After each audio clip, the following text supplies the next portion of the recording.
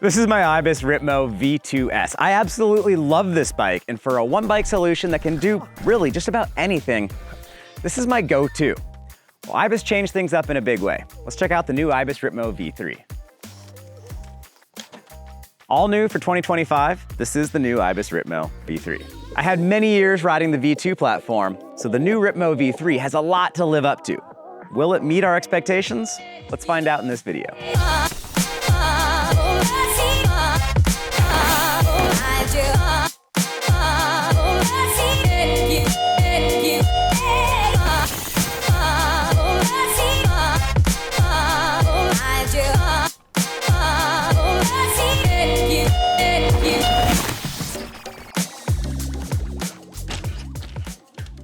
I want to give a big thanks to my friends over at Jensen USA, who sponsored this video and made it all possible. Jensen's a leading online retailer in the United States of America for Ibis bikes. I've got links in the description down below to both the new Ripmo and the new Ripley over at Jensen USA. Hit those links to read about all the build specs, geometry, price options, all those important details, and anything you purchase from that link at Jensen will also help support my channel. That's a big part of how we're able to get all these videos together, and we really appreciate all of your support. I also want to mention, this bike is a media loaner, so I've got to send it back to Ibis. I don't get to keep this thing, much as I would really like to. All right, let's hop into the video. Big thanks to Jensen USA.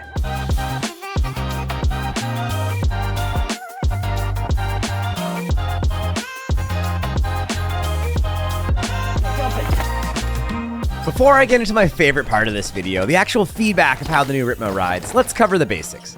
The new Ripmo represents perhaps the largest complete redesign that a major bike manufacturer, at least within my little world, has undergone thus far in 2024.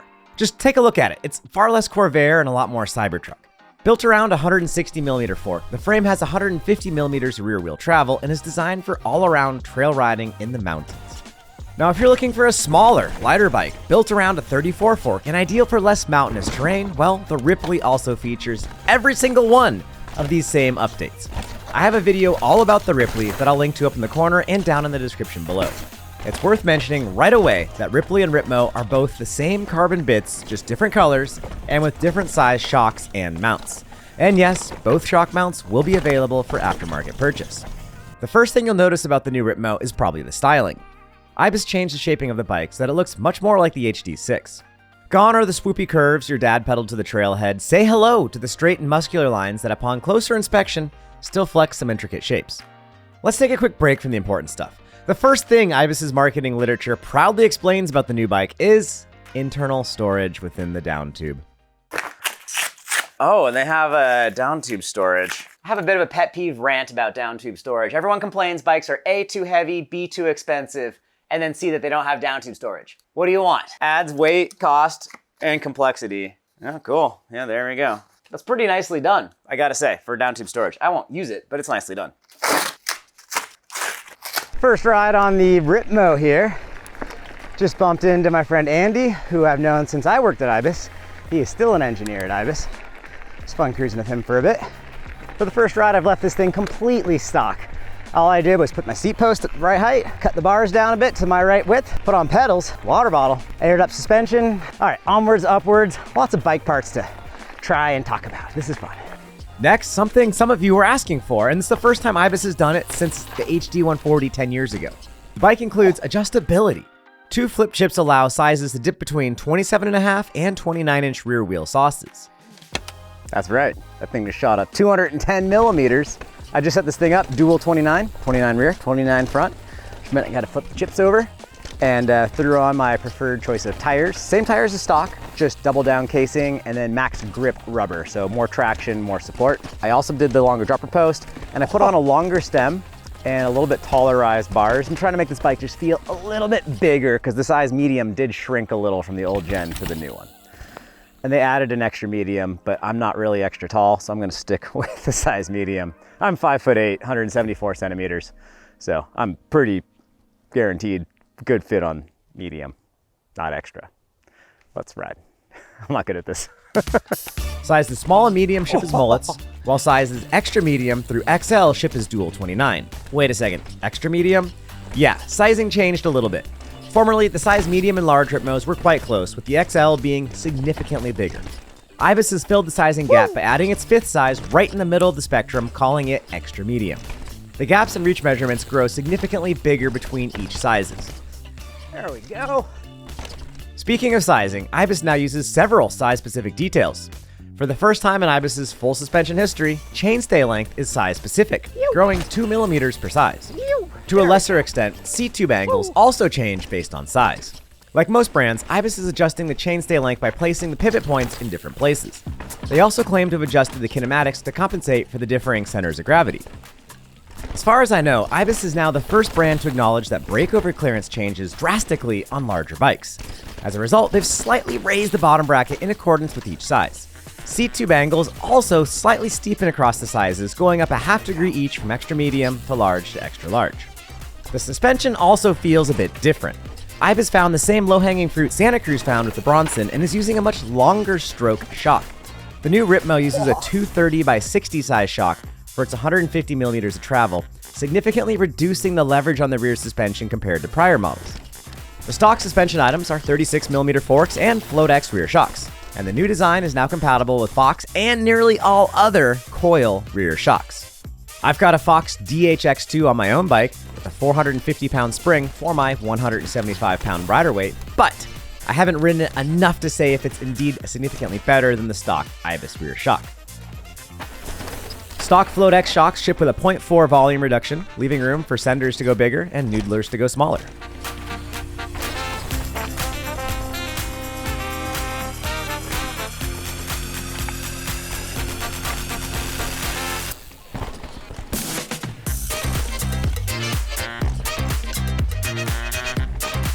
Are we in focus? Looks like we are.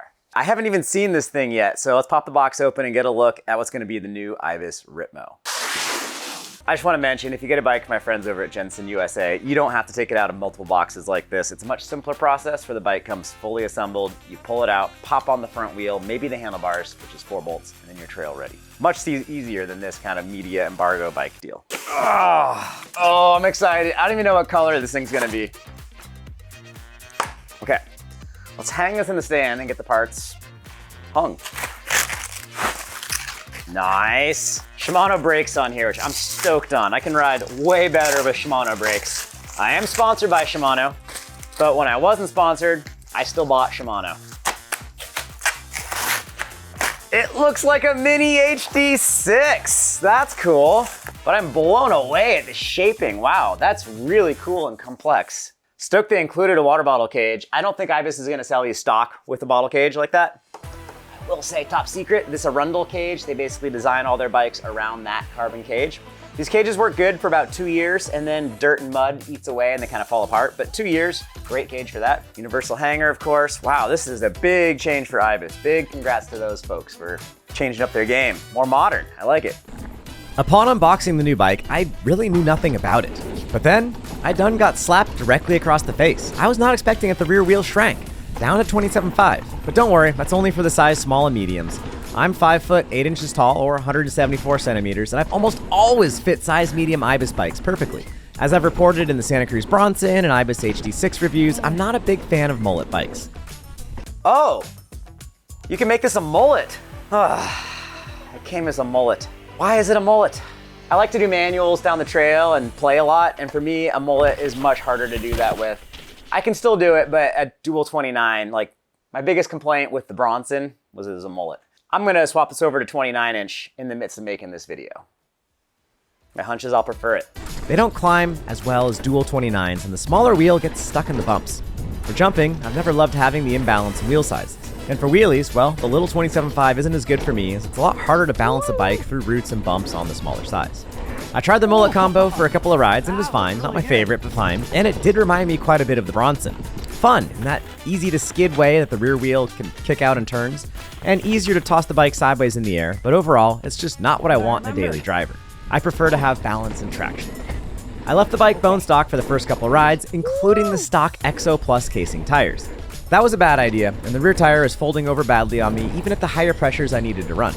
On a big modern trail bike like the Ripmo, it's simply not safe for me to ride single-ply tires, so after the first 2 rides, I installed double-down tires front and rear, along with Max Grip rubber compound, significantly improving everything.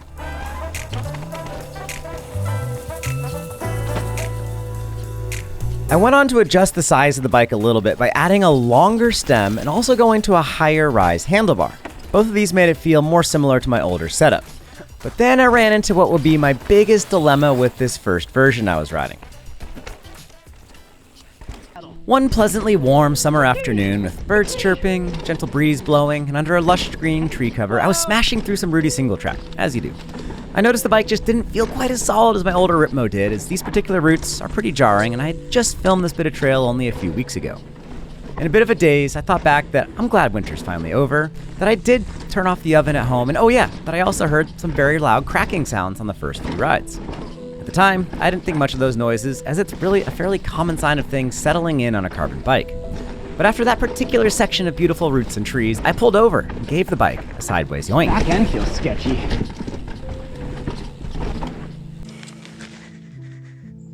Loose. My main pivot brake? My bike's flexy. I think it might be broken. What? The main pivot. I think my bike's broken. You see that? Yes. That looks kind of... It's wonky. I noticed I was like all over the place down there. I kind of think something's wrong. I think I got like a dud. I was feeling a surprising amount of movement surrounding the lower linkage. Normally, bikes flex a lot that way, but I was seeing actual side-to-side play. I reached out to a friend who happens to be an engineer at Ibis, and he was able to verify that it was indeed more movement than normal. Perhaps something might be wrong. So we got a fresh swing arm shipped up ASAP. Upon further examination, we noticed that there was an actual defect on my first swing arm. The way the pivot shaft is molded into the swing arm, there should be solid contact here, here, here, and oh wait, that's a holiday. Happy New Year's! While I never saw any visible cracks or anything, that void in the carbon was likely the culprit of the noises, as well as any extra flex and even the play in the system. While the bike was quite rideable, it would have likely cracked had I continued to ride it. With a new swing arm, I was back at my usual shenanigans. Ibis has a lifetime warranty on these bikes, and I personally worked at Ibis for 7 years. I speak this from the heart. Ibis absolutely stands behind its products. I heard rumors about production changes from the piece I was riding, but what I do know is that my first swing arm had a defect, and the replacement does not. It sucks this happened on my bike, which will be seen by plenty of you here, but these things do happen to every single bike brand. I want to be transparent with all of you, so I'm absolutely including this in the video. My Ripley, which uses the exact same front triangle and swing arm as the Ripmo, has been completely solid, and I've not taken it easy on that little bike. My biggest complaint with the famous Ripmo AF was the lack of torsional frame rigidity. The new Ripmo Carbon here is stiffer than the old AF, but it's not quite as stiff as the outgoing V2. It's not as stiff as the Pivot Switchblade, Santa Cruz Hightower, or Santa Cruz Bronson. It's more similar to the Yeti SB140. For many, I have to assume this will be a non-issue. I'm 175 pounds and tend to jump the jumps, so take this feedback for what you will. As usual, I'll play with some different wheel options to find something that might work best with this bike, as I'm confident there will be a nice sweet spot. Some folks even do prefer this softer overall feel.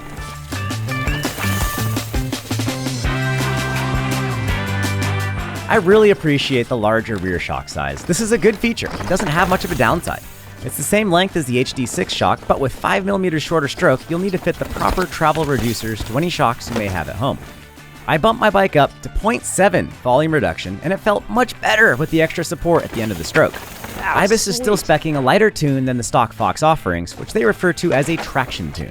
At 175 pounds, I'm running my rebound on the Floatex all the way closed, -5 clicks. And I do tend to like a fairly fast rebound. This means that folks much heavier than me can expect to max out their available rebound damping. The upside of traction tune is that it prevents folks from running too much damping, avoiding a harsh, wet blanket of a bike. Back to the DHX2 coil I've got on the bike now. This shock came from the HD6, so I had to shorten the stroke 5mm via the easily installed external travel reducers. I rarely want more damping than a stock bike, but in this case, I anticipate a little more as being a good improvement. I'm currently using a 450-pound spring, and I'll also try a 500. I do have an aftermarket, non-traction tune Floatex on hand, and I'll try that shock as well. Yes! First try, and it's not even Friday. Let me know down in the comments if there's any other shocks in particular you'd think I'd like on the new Ripmo platform. Yeah. My favorite part of this line though, is mainly up that slab to hopping into backside there. Last time I shot this on the Rocky Mountain altitude, I was able to do it, and things felt great. But the difference between an enduro bike, like the altitude in the little Ripmo is very apparent. On the rock roll, the altitude is way more composed and stable and confident. When you're bottoming out at the bottom there, you've got all the support you could ever hope for. Feels solid. This thing's a little bit more skittish when you're coming off the rock slab onto the flat. But then the tables turn, and on that manual to hop in at the end there, kind of my favorite part. Yes! The altitude can do it, and it works fine. Works quite well for a bike of that travel. But the Ripmo is so easy to do that manual and pop right into. That's the spot where the short wheelbase really helps you out quite a bit. So both bikes are good. They just excel at different parts. Yes! One. Carefully line this up. There it is. I know bigger is better, but I don't love the wide rims. I did a full video diving into the Blackbird Sun wheels, and they are a very bomber product. I tried pretty hard and literally could not break these things. They are fine. That said, I tend to prefer a slightly narrower rim, something around the 30mm mark, just like the rest of the bike industry. The biggest change I made was swapping on a set of more standard 30mm rims. This helped with the cornering feel, both in terms of where to place the wheels, but also on how the side knobs interact with the ground.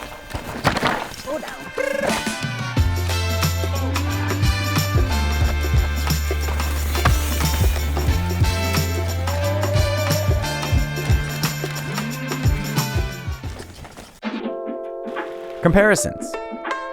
The pivot switchblade. I was most expecting the Ripmo to feel akin to the switchblade. I rode both of these bikes in a size medium, but the switchblade was certainly a bit bigger. I had to install a 1 degree slacker headset on the switchblade to get it riding better for our terrain, whereas the Ripmo comes stock with a very suitable head tube angle.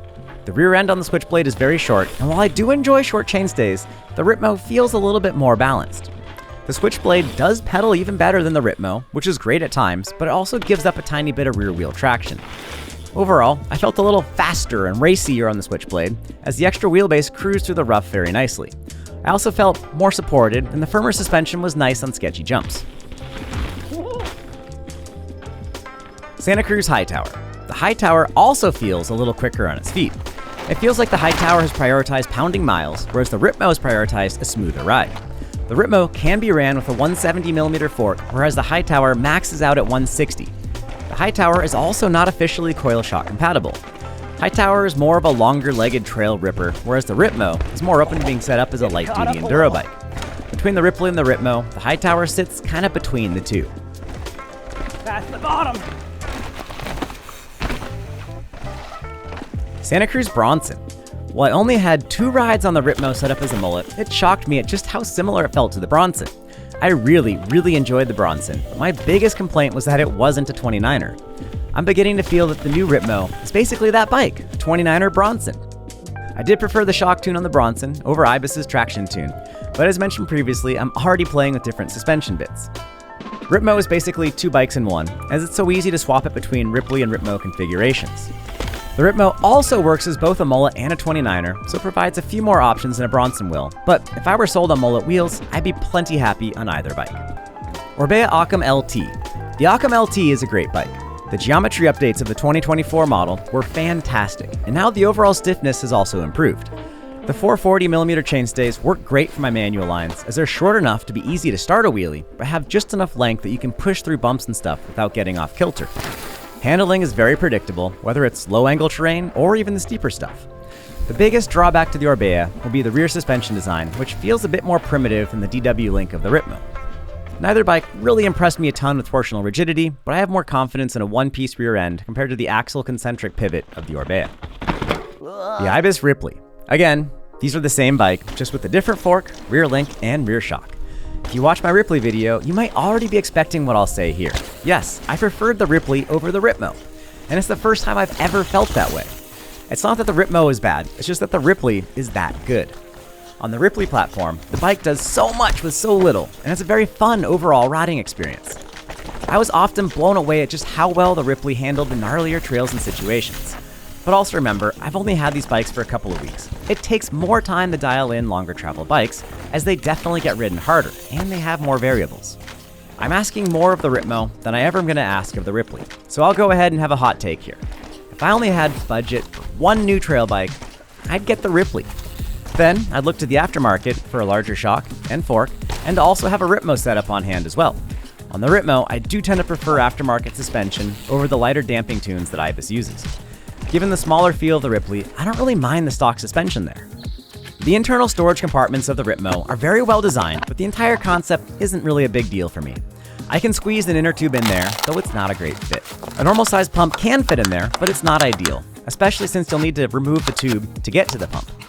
Expect to bring only CO2s, and for a multi-tool, having to get off your bike, remove the door, find a bag, open a bag, and then find the tool that's zipped inside, well, that's enough extra work that I'll just ride home with that loose headset. I guess a power bar or a packet of element might fit in there easily, but not much more. Ibis did the storage very well, but my own personal opinion is the entire frame storage concept is more gimmick than gold. Buy the Ripmo for how well it rides, not for how many Legos you can stash inside. Rocco and I both want to say thanks to Jensen USA for sponsoring this video, thanks to Ibis for the media sample loaner demo bike, and thanks to all of you for watching. Do hit that red subscribe button to see more videos like this, and let me know if you think we need more Rocco cameos. It's kind of hard to herd the cats, but we try our best. You want to ride the bike? You don't seem to like bikes. Yeah. He loves it when you start petting him under his collar. Oh, he loves that. I wonder if they can hear the purrs. Can you hear the purrs? Let me know in the comments. You're getting your flea medicine in a few days. Living your best cat life, huh? Yeah, you get some outside time every day, huh, guys?